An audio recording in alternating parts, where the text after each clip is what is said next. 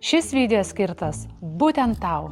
Pasitikrink, kiek sekundžių išlaikysi dėmesį. Greitai besisukantis kadrai, tekstas virš galvos, subtitrai apačioj, muzika fone, garsų efektai, spalvos, zoom in, zoom out ir viskas tam, kad išlaikytume tavo dėmesį. Nes jei nieko nevyksta, tavo smegenys sako, nuobodu.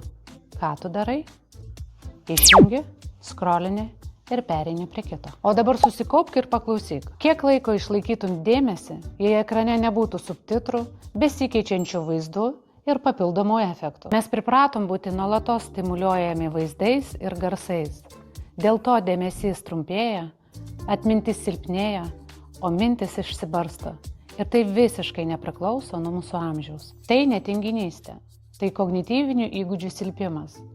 Nes smegenis kaip raumenis, jas ne tik galima, bet ir reikia treniruoti. Gibson testas padeda tiksliai išsiaiškinti, kokius kognityvinius įgūdžius silpnina pastovus skrolinimas bei socialinių medijų naudojimas.